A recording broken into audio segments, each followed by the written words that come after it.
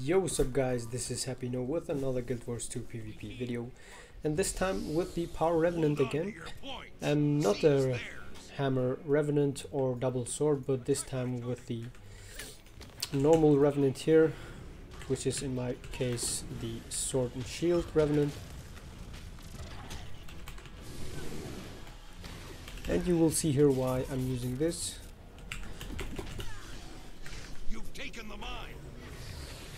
I'm just using this for the survivability aspect. I interrupted the warrior, but the necro should have not stayed there.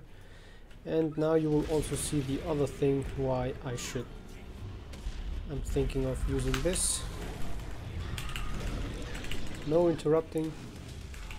And now I just need to use my healing skill a little bit, blocking this guy. And I wanted to see him there, but never mind. I can just sword 3 him now, just to finish this guy off a little bit. And you can see I haven't even used my staff at all until now. It goes really fast. Let's see what I can get here. I need to blind him. Okay, I blinded him. And now we can just go for some interrupts. He just dodged that. Really nice. And he should be dying here as well. You can see this blind. Shit, I was not able to blind in time. I have again Stormlord, and he's going for the beast, which is like really nice to see. He got it. Interrupting this guy.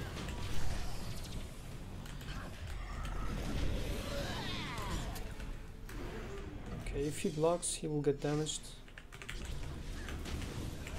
Sword 3 onto him. Okay, he just got me nice there.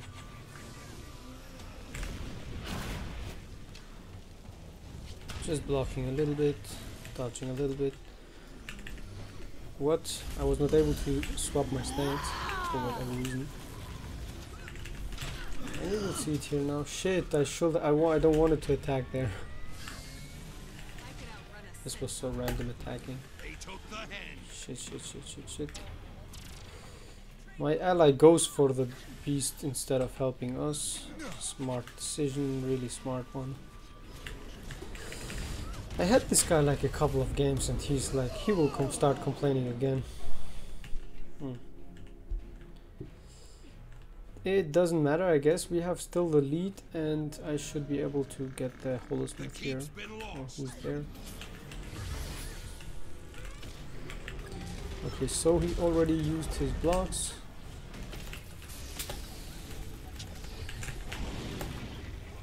I'm gonna reveal this guy. Okay.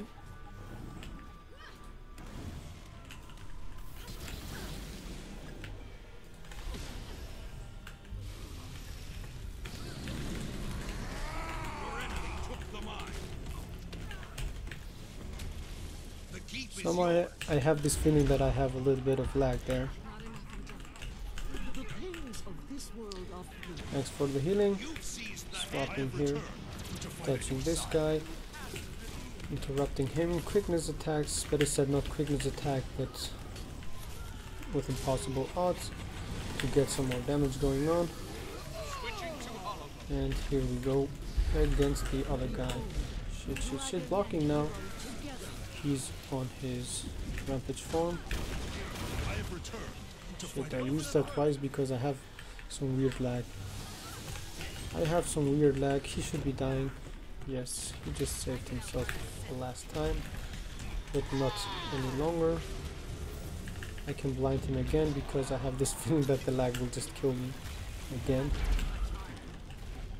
And now it is important to avoid his attack.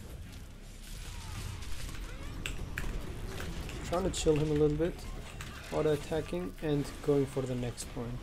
You can see this.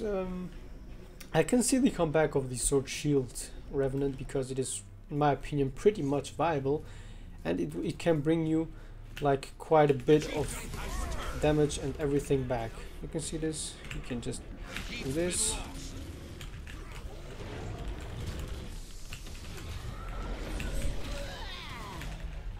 I just want to get the decap first.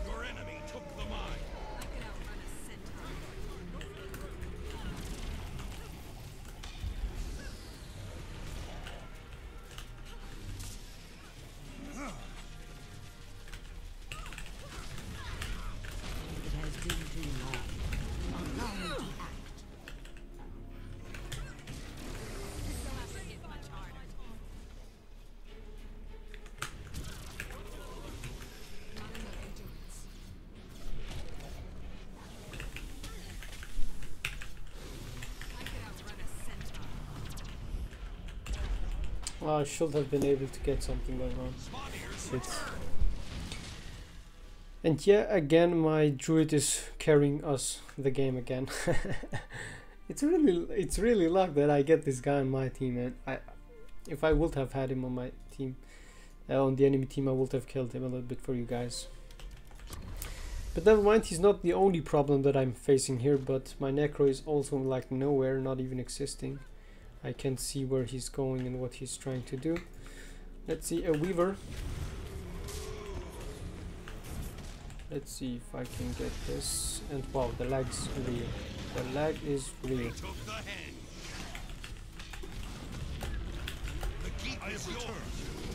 Damaging this guy. And now guys, now 2 downed. One guy is on middle. Now you can just go for this guy here. So free him. Auto attacking him a little bit. Letting him heal myself up. Blinding him.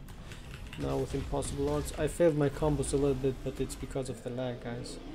And now I can see the ranger here. I can go and try and hunt this guy down. With a little bit of luck here, of course. And I'm able to get my sword attack going on. So I even blinded him. I revealed him, so he's not able to get away from there. And now the enemies are outnumbered again with the numbers. We have the numbers advantage, better said.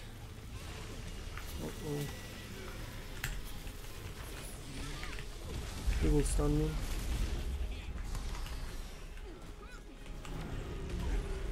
Okay, I don't waste my healing slow too early.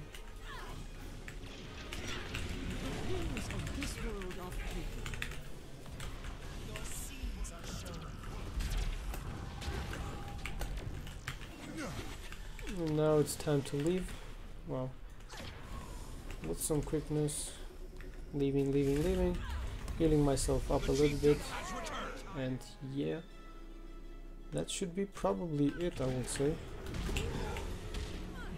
Oh shit, I knew that he would do this. I need to kick him away a little bit. So no one can steal it from me. Now I can run on the enemy midpoint here again. Yes, I stay here a little bit. And you can see this. It is just working. Blocking his stuns. Can you see it working now, guys? Can you? Damaging this guy, keeping the distance, avoiding him, don't letting him get this stability up. And now it is just time for some high damage output here. I will kill the Weaver 100% sure.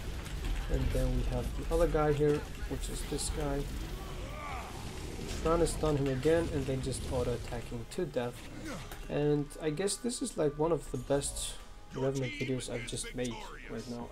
I don't even want to record this, guys, but I'm testing out the Druid and the Scrapper, which is not working so much because I'm always getting people. Oh my god, guys. For the haters from the last video, 0 top stats. Wow, thanks for the carry. I guess this guy carried me now with the top stat healing and damage. 10-1. a solid choice, but basically my choice was to go Revenant because we needed the DPS.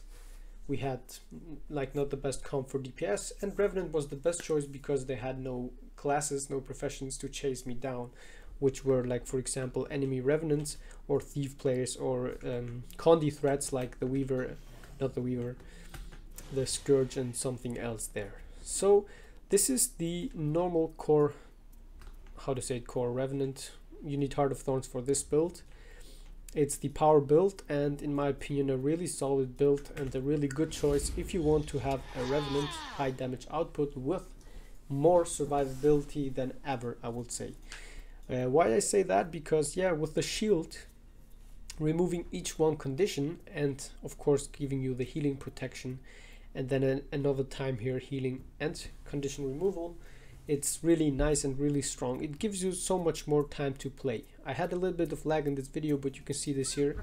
You have a 30 seconds cooldown here, and then you have your second healing skill out as well with 30 seconds, and then you can just block here, dodge once, do this, grant yourself protection, dodge one more time, dodge here, do this, blind the enemies. And you can see this after you waste all your dodges and blinds, for example, your healing skill will be almost up again. And meanwhile, while you do that, you will of course deal damage to enemies and have a lot of things to do. The double sword is just, in my opinion, outdated right now because the 1 second activation duration of the double sword attack, which is like this. I'm gonna quickly show it to you here. If I activate Shackling Wave, boom, it just takes, in my opinion, like too much time. It is only viable if you activate it while immediately face traversal. Otherwise, I don't know if you can even activate both. I don't even know that, but I'm here to show you the shield type. The shield has a shorter cooldown due to the build, I guess. Should it be or not? No, it just gets it should not get the condition the cooldown reduction, but something else. Yes, gain damage reduction for each point of upkeep currently in use. Shield skills remove conditions. Incoming damage, which means every time I have those up, I will have some 3% less condition damage, I guess, something like that. Gain damage reduction for each point of upkeep currently in use. Upkeep.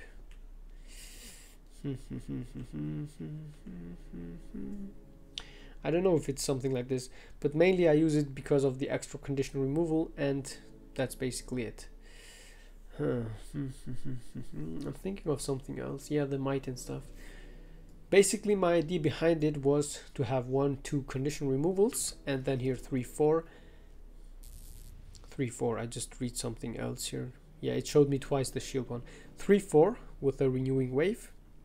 And then when I use my elite skill, I will have 3 additional condition removal, which will be nice against almost every comps because conditions are really annoying, and as a Revenant you all know how hard it is to avoid Condi players. So that's my idea behind it. And the PvP build is Sigil of Opportunity with Sigil of Exploitation. Again, the max damage build to get the highest damage output to enemies under 50% HP to immediately burst them down. Sigil of Agility and Sigil of Energy to get the extra 2 seconds of quickness here in combination with the build here, quickness 4 seconds.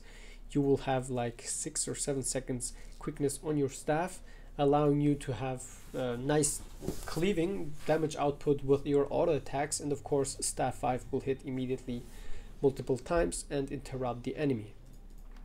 Then the build is basically the same: Devastation, Invocation and Herald, but only on Herald trait change something.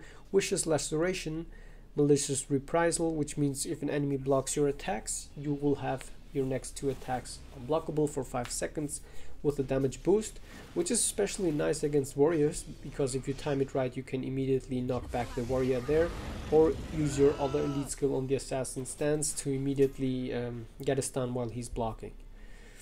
Then Brutality trait every 9 seconds, which means every time we weapon swap, we will have here quickness and we will be able to remove stability from enemies, which is pretty nice, especially against enemies like scrappers and other, how to say it, druids and stuff, to remove their stability and to leave them weak to our CC.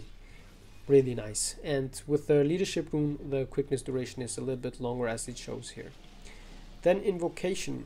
Rising Tide, while your health is above the threshold, inflict increased damage to your enemies. This is just like the best choice to go to, and if you want to swap it against Condi players, you can even go with Cleansing Channel, which allows you to have an additional Condi cleanse on Assassin stance, on the stance swap better said. Incensed Response, gain might when you grant yourself Fury, which is like most of the times when we activate here Face of Darkness. And then Empty Vessel, evoking a legend, will now break stuns, which is every time we swap the stances here. Roiling Mists, critical hit chance has increased effectiveness when you are under the effects of Fury, which will be like a lot of times, especially this one here, Evoker's Rage. Every 10 seconds we will have almost 7 seconds of Fury during combat, so we don't even need the Facet to have almost perma Fury with this build, and with perma Fury, perma Might, and so just yeah, be able to shred people. Core Value, improve the effects of True Nature skills. I'm not using them so much this time because I was not focusing on that. I was just focusing more on the gameplay to show you how to play with the shield and to give you an example how to work with the shield so properly. As you saw, I was able to survive quite a lot even if enemies were chasing me around. Core Value improves your F2 skills here. For example, on the Assassin stance, you will remove 3 boons or 2 boons from enemies. Yeah, 2 boons, and increase the duration of boons on allies by an additional second when you activate your F2 Face of Nature on this one here. This should not be swapped normally, but regeneration heals for more, gain regeneration when your health falls below the threshold. I don't know. Yeah, let's see. I should get here gain movement speed. Yeah, upkeep. I get 5 stacks of this, or what? I have 3 skills on upkeep and I'm getting 5. And this one, gain damage reduction. Okay, when I activate this one. Okay, so I should. They named this everything here wrong, I guess. It should give you, when you have 5% damage reduction if you have those 3 upkeep skills up like this. You can see it here, 3, and then when I have this 5% damage reduction. Okay, that's really nice to know here. They write it wrong here. Then we have here Forceful Persistence, deal increased damage with active upkeep skills. Herald upkeep skills grant less damage but can be stacked. Okay, so when I do this, I have a 10% damage reduction with the elite skill, activating it, going for this, so I will have almost at least something up, which seems really nice here, and my character is just talking something nice. So guys, this is the option if you want to play DPS but need some more survivability. I can still see double sword working, but in the current meta it's really hard because a lot of professions have too much CC to just keep you busy, and without the shield you will just be really weak to multiple CC chains, because you saw my Face of Darkness failed sometimes because of my little lag spikes, and enemies were just almost killing me if I would have not had my shield block here. And you can see this, the shield block also is really strong because it has a 3 seconds duration, and for 3 seconds you will be blocking a lot of damage, and for 3 seconds nearby healers should be really fast to you to heal you up again. So it's up to you how to see it. This game was like not the best enemies, but you saw a little bit how to deal with CC from holosmiths, how to keep the distance, how to run away a little bit, kite around, and then how to hunt down low HP targets. Basically you can do everything as a double sword Revenant, but with more survivability. Now guys, thanks all for watching. I hope you enjoyed this video, and I want to do another video right now as a supporter if I can. And as always, thanks all for watching. Hope you really enjoyed it. You will see now 3 of my other videos, and of course you can subscribe to my YouTube channel only if you like to. If not, don't do it. That was Happy No, the Power Herald Revenant. And I see you on my next videos. Have a good one guys. Bye bye all.